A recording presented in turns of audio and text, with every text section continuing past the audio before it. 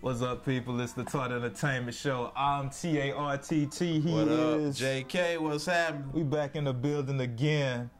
Yes, sir. And we've been talking about, we on the sports kick right now, man. You know, we feeling the sports right now. It's kind of slow with the NFL lockout and all this stuff. College football is, of course, it's going on. Terrell Pryor.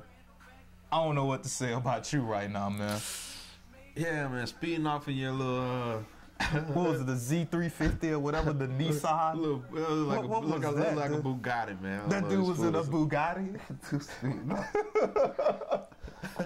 And you know, a fat cat booster. I'm going to keep stressing that term because people need to know what that is.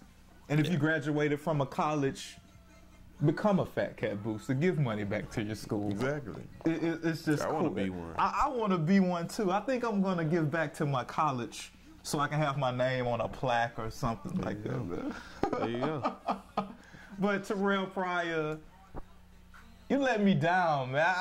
I believed in this dude. You did. I thought this dude, he came out as a star recruit.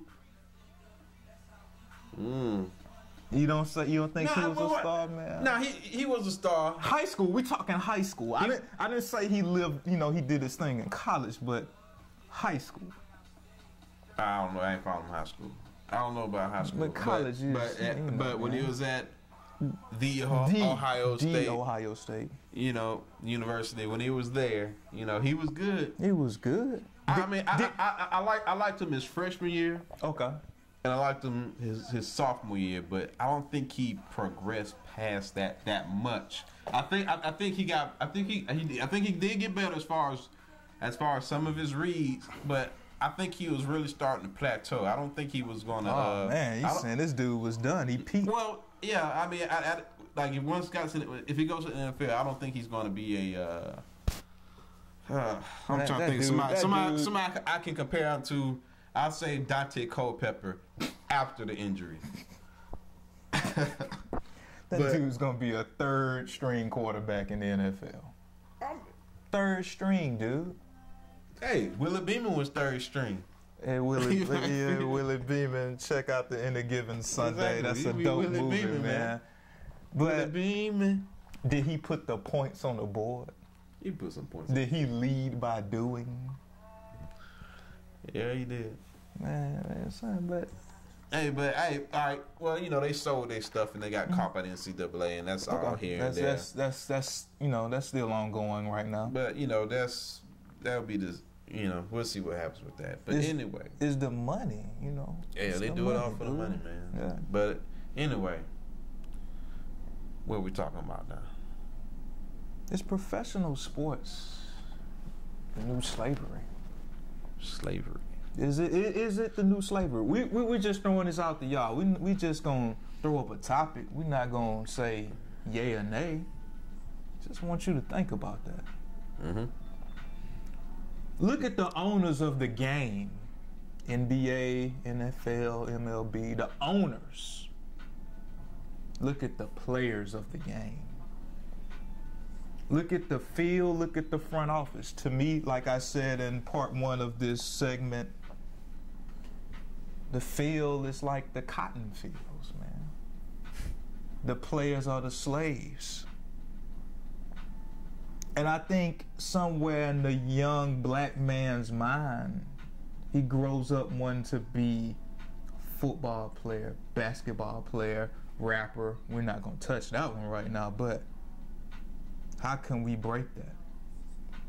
How can we break that? It seems like you're programmed as a slave. Well, I think we can go in a lot of directions on that. You can. We can go in a lot of different directions and reasons for that. You can. But let me go off in this. Go tangent. on to JK, man. Go on it, and we gonna play off of it, man. You know, we got the NFL lockout. Yeah. And after the NBA, now the NBA lockout has started. Yep, they started. And the issue that we're having, or they're having, is that the players, you know, they have their bargaining agreements, basically between them and the owners, the players and the owners, players union and the owners. Yeah. And you know, the league makes so much money every year from sales, tickets, jerseys, memorabilia, TV contracts, concessions. You know, anything NFL makes the money first. Mm-hmm. All right, then they get all that money that they take and they pay the players. Yeah. All right, there's a percentage that the players get from that money. NFL is a business that has been booming. Oh, It's just been getting bigger and bigger and bigger. And more every year they've been increasing their profits. You can name at least 2 stadiums that don't sell out in the NFL out of what, 32? 2, Yeah. maybe 1, Jacksonville, but they're making money. Mm-hmm. Money is being made. Yep. Now, what's happening is after their agreement, they have these trade agreements. After the agreement is up, after so many years, they have to go back and redo another, restructure another bargaining agreement. CBA. Now, collective bargaining agreement, yeah. CBA. Now, after a certain time, but when they hit their deadline, it's a lockout. So right now we're in a lockout in the NFL and in the NBA. Like 100+ days right now for the NFL. Yeah, and in the lockout, no communication between the team. No communication between the team and the players. Man. You know, and the players union doesn't talk to. They're not allowed to use facilities and any of that, and because they have to come to an agreement on pay. Now, the issue that they're having is that they're arguing over this. You know, millions or billions of dollars. Billions. Yeah, billions. They're arguing over this billions of dollars. How to cut up the pie. Exactly. How to split it up. How you gonna split this pie? Now, the owners, they want to retain more plantation owners of what the profits that they're making. The plantation owners. The players' argument is that y'all making all this money. The slaves. You're making all this money. Give us a bigger piece of the pie. We're the ones bringing in the dollars. We're the ones who's putting the butts in the seats. Yeah, they ain't coming to see you, Jerry Jones. You know, they're not coming to see you, Robert Kraft. You know, they're not coming to see the dude in the front office. They're coming to see the players on the field, scoring, putting the points on the board. That lead by doing. It's the cotton field. That's what they're coming to see. Master. And they have a valid argument. Now, I've talked to a few people about this. A lot of people, some people at work, and you know, a lot of their arguments is some of them was against the players. You know, they're like, well, you know, the players they're making all these millions of dollars and everything. Okay. What they arguing over millions of dollars for? I'm like, yeah, true, they are millionaires. So these owners are millionaires, and some of them billionaires. Billionaires, dude. And yes, they are running a team. Yes. It's a business. It's a business. They're running the team. They're running it. But you know what? Where does their revenue come from? Who brings in the revenue? Now, we talked about college athletics in our last show, but there's a trade-off with that. You get an education, and you play football or basketball, whatever you do. Yeah. You know, that's your trade-off. You get an education. Nothing's worth more than an education. I don't care what you say. Oh, all right. It's not more valuable than that, man. Now, nothing. Back to the NFL or back to professional sports. Yeah. Mainly NFL, but back to this. Now, if I'm the top 5 player in the league, and people are buying my jersey. My jerseys are selling out like hotcakes. You know, I'm the #1 selling jersey in the league.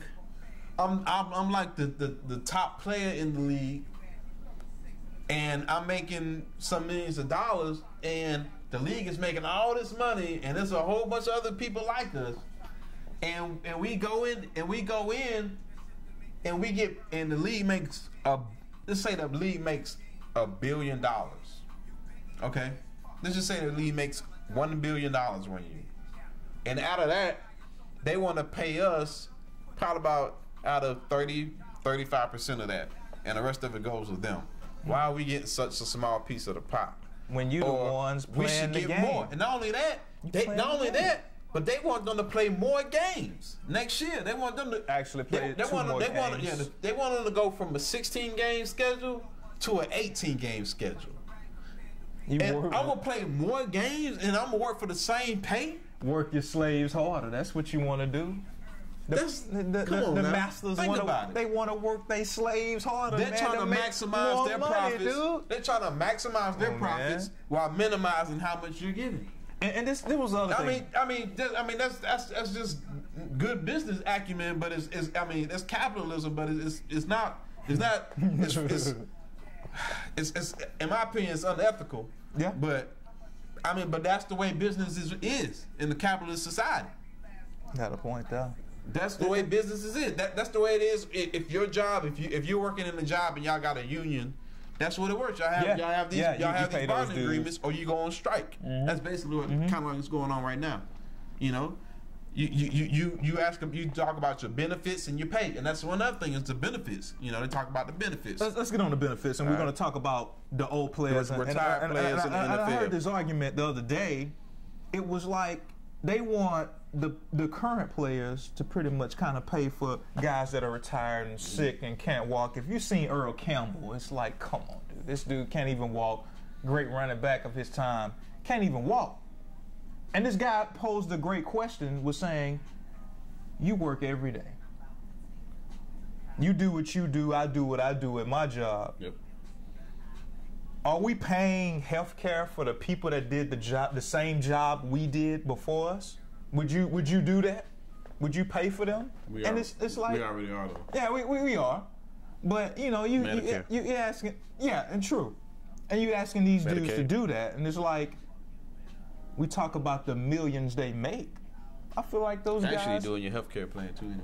It's added on. People that don't pay. These guys should put millions aside for that, man. That's just me. If you're making all this money, I feel like some third string bum quarterback, I'm sorry, shouldn't be paying for some old quarterback from the 50s. He shouldn't. Well, I feel like he shouldn't. Well, I'm gonna say this. The person that was playing back in the 50s, they had two jobs. They did. After the season was over with, they went back and worked at whatever little steel mill or he even wrestled. Yeah. I mean, they even wrestled. They didn't have. They weren't getting paid millions. And that's true. They weren't getting paid like that back then. That's true. They weren't making that same amount of money. And these owners were still getting rich. Oh, they were getting but rich, they was getting even smaller amount back then. Now they retired off of that money that they was making in their retirement, and their retirement doesn't even cover their medical bills. I mean, and the reason is the medical bills that they're having is injuries or lingering effects from playing their playing days. Man, these concussions. They got concussions. Oh man, that's just killing. They can't walk anymore. It's sad. It's honestly, it's sad. And a lot of them cannot pay their bills. I mean, and that's the truth. So they need to take better care of the people that got the league.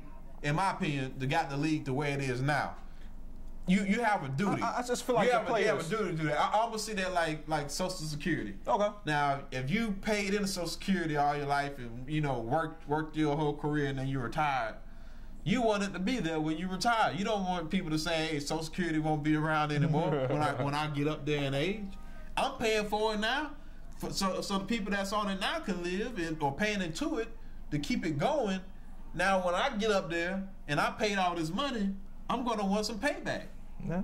You know, but so it's kind of like if I was an old player and I got people to where they are now, and they're still making money off some of these. They're selling throwback jerseys and stuff like those that. Guys aren't making money off those throwback jerseys. They don't make money off those. You got Mitchell and Ness making all this money. You go on NFL films, they showing all these old making games. money off that stuff. I mean, who's getting paid off that? Not the old players. It's the owners, man. You know, the only ones that are really doing well are those superstar players back then. Those are the ones that are Jim doing Brown, well. man. Yeah. And even that dude's doing acting. Joe Heisman. I mean, Theismann. Joe Theismann. Yeah, even without Lawrence Taylor, but he ain't gonna speak about him. But man.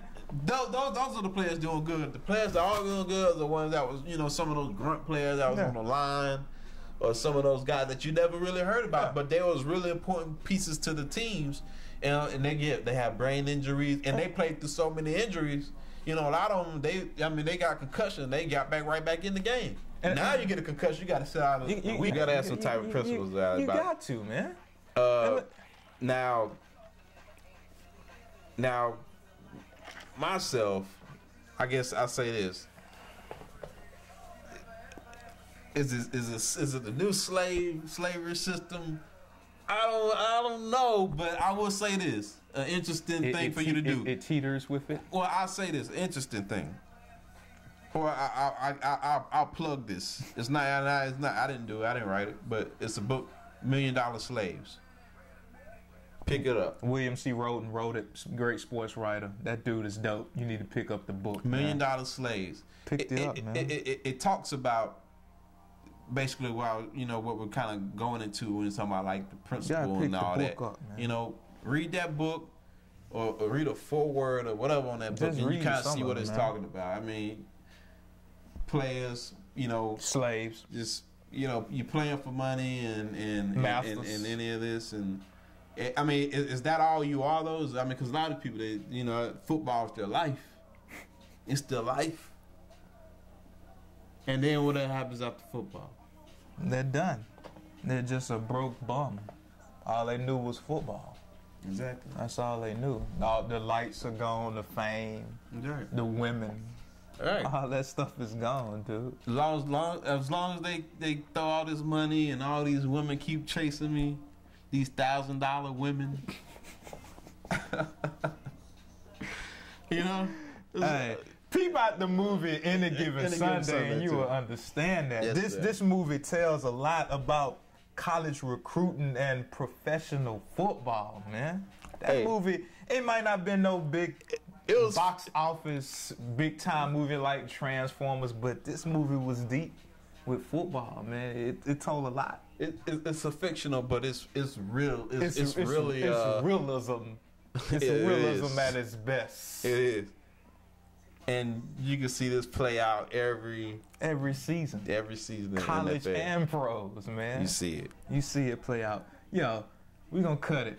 It's the Tartt Entertainment Show. Yo, we never fell off. We ain't. We still here, man. Oh, yeah.